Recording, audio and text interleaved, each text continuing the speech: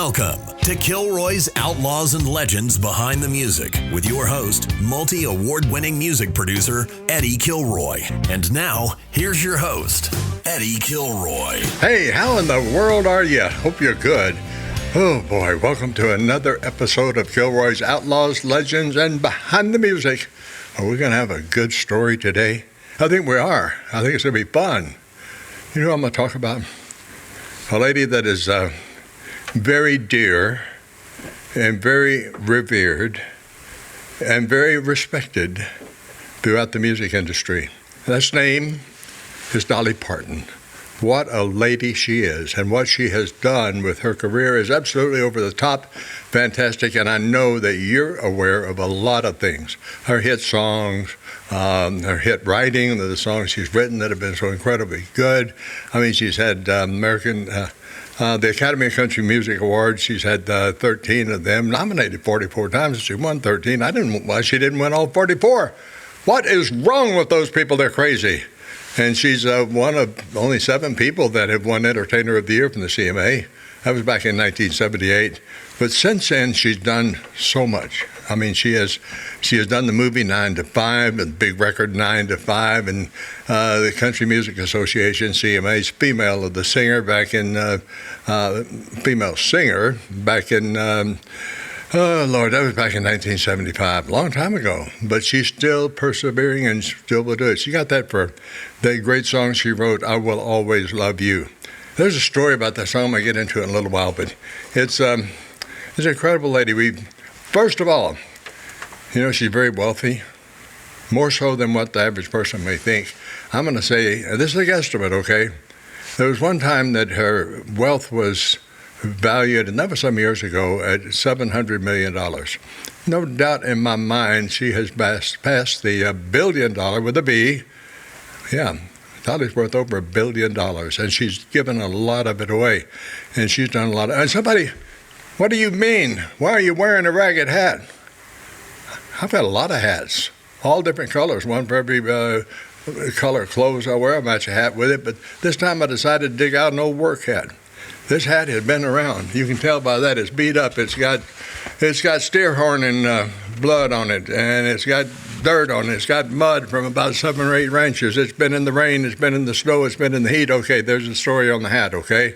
It's old, from back in the 70s. I've had this hat a long time.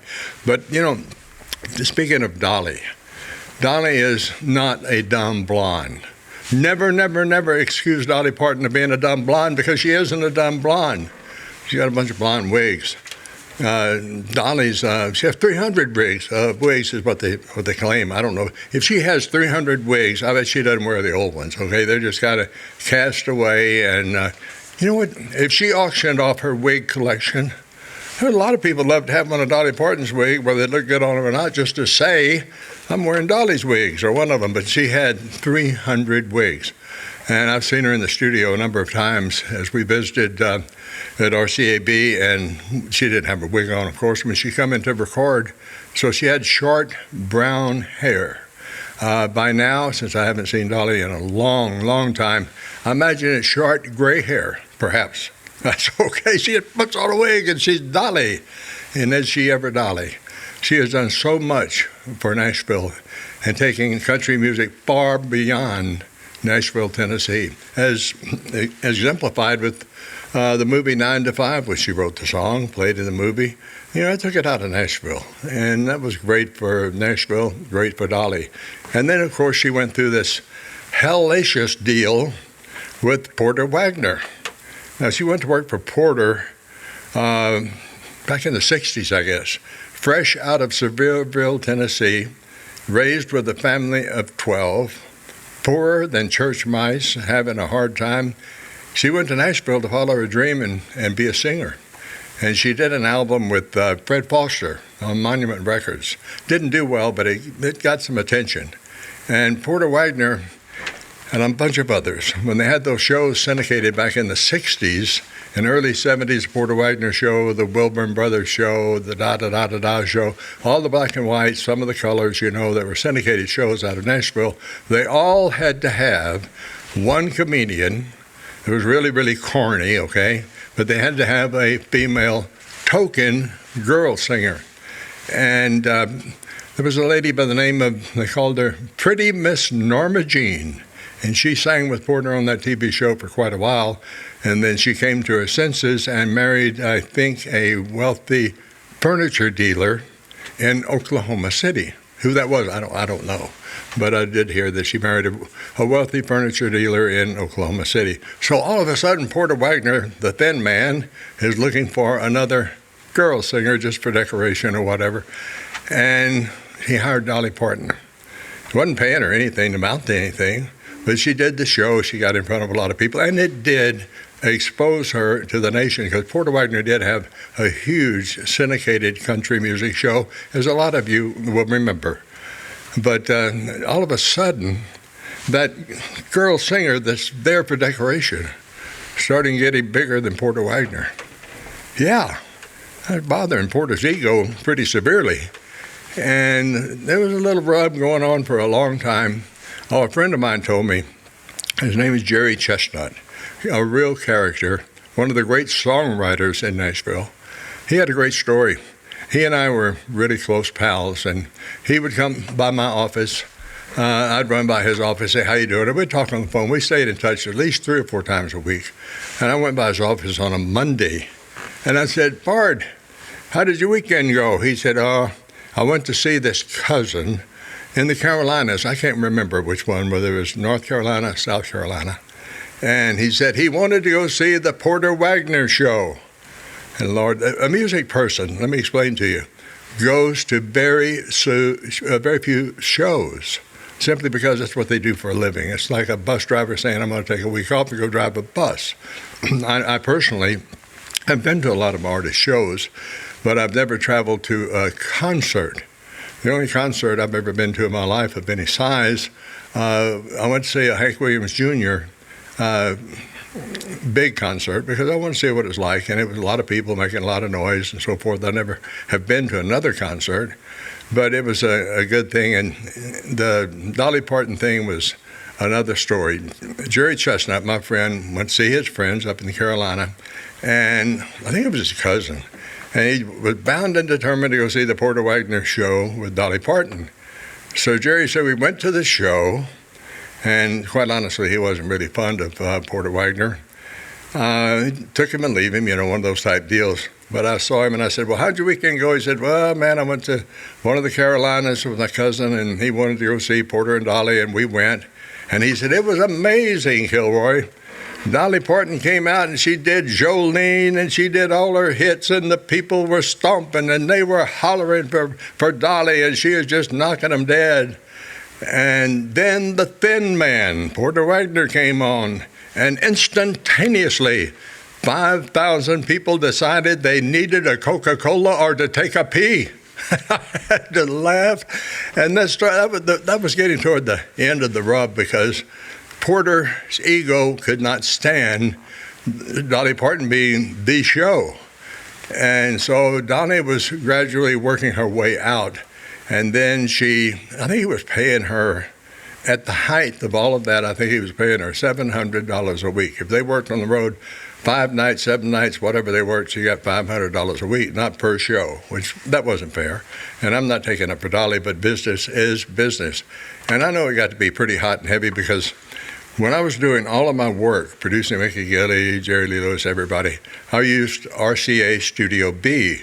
So when RCA was getting out of the business, the 2 engineers that I used went with Porter Wagner's place. Porter called me and said, I've got a fine studio. I've hired the 2 engineers that you always used, and if you will bring your business over to my studio, I'd really appreciate it. Well, actually, I went over there because of the 2 engineers that I had a great relationship with, and they knew what I wanted, and we worked very well together. And it was, maybe 100 feet behind Porter Wagner's office right there on 17th Street, 17th Avenue. And I would drop in, he'd come over to the studio, and we'd say hi. Porter and I never did run around together, but we were friendly, and we had a good relationship, I thought. And so I'd have a little break, I'd go over to his office and have a cup of coffee. And I noticed that was during the time that Dolly was kind of packing up her clothes and getting out of there. And I mentioned something. Every time her name would come up in conversation, he would turn so red. It was almost like he had a severe sunburn or something. I mean, he was just absolutely berserk over Dolly leaving and extremely angry. I mean, he was an angry man. I didn't see Porter angry a lot, but he had a short fuse. Could have been from the diet pills. God, he had a lot of diet pills. He had a doctor that loved country music and wanted to play fiddle, and Porter would make sure that he was backstage at the Grand Ole Opry every Saturday, and consequently it was easy for Porter to get a whole lot of diet pills. And I wonder when word got out that diet pills were going to be taken off the market because they were hurting people and what have you, Porter had a small closet about bigger than a broom closet. I don't know what he had it for.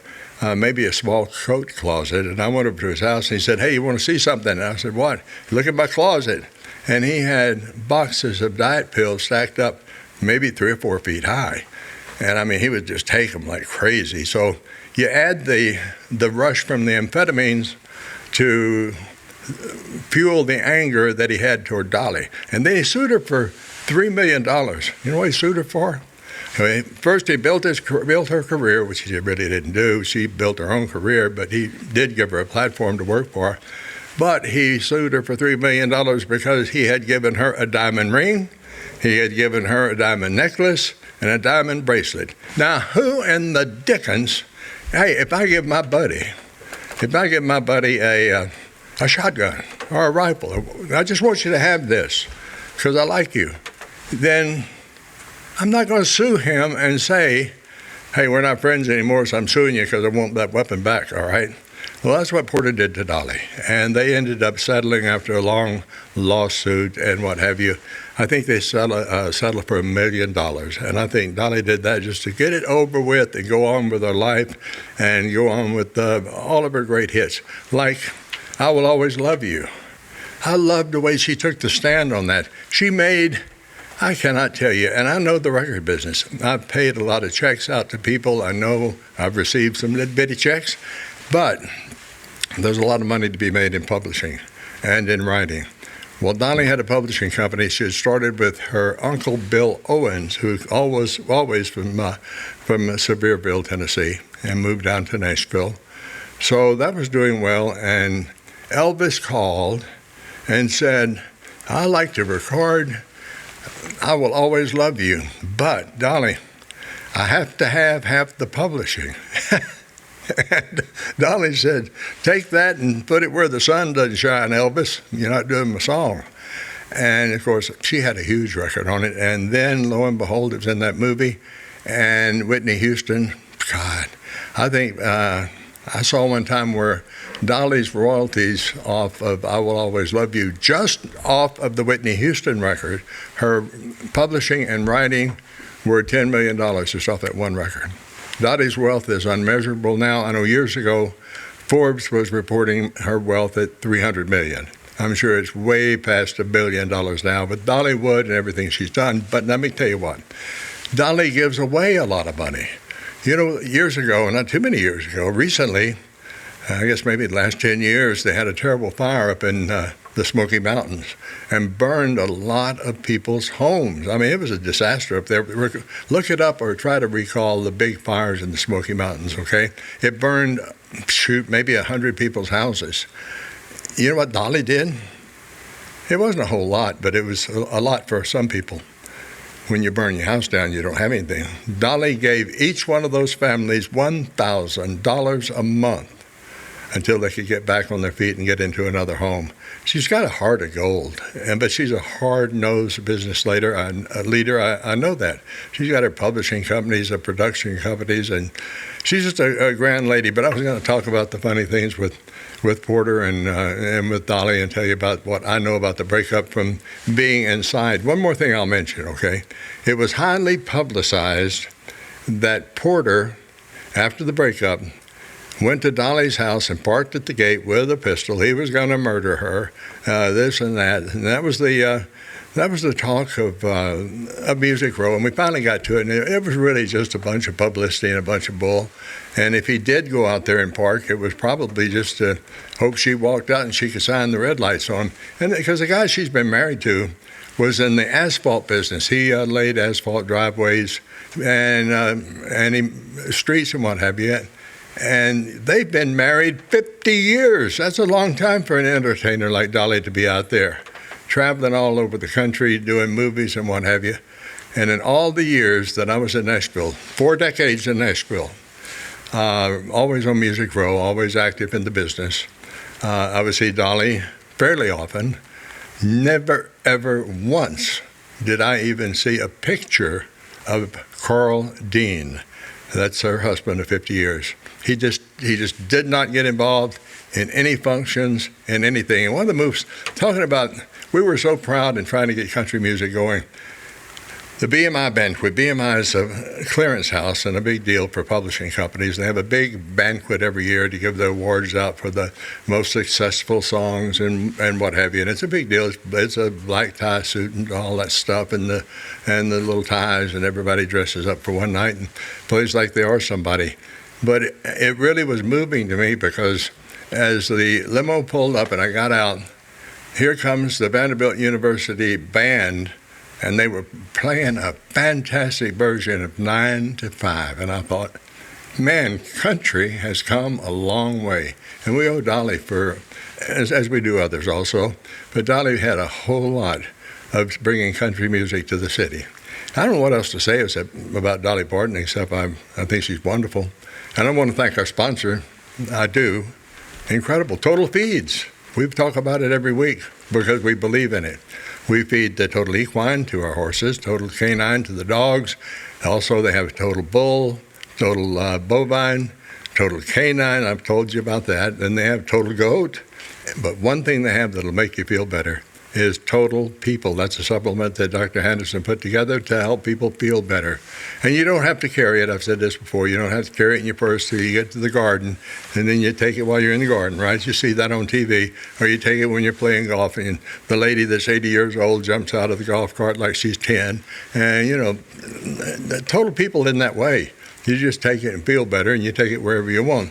But anyway, thank their sponsorship for this podcast and being able to bring it to you. And I want to ask you one other thing, too. As a friend, subscribe, like, and tell everybody about this, because we want to inform people about our experiences in Nashville and in country music, and we want every one of you to enjoy it. So let us know if you're liking it. And, hey, let me leave this by saying God bless each and every one of you, and adios, compadres. Thanks for listening to this episode of Kilroy's Outlaws and Legends Behind the Music. If you have any thoughts or questions about the content, email them. Kilroy Outlaws and Legends, all one word, at yahoo.com. That's Kilroy, no S, Outlaws and Legends, all one word, at yahoo.com. And don't forget to subscribe. Third-party use of any part of this podcast without the expressed consent of Eddie Kilroy is prohibited. The Kilroy's Outlaws and Legends Behind the Music podcast is a production of Eddie Kilroy.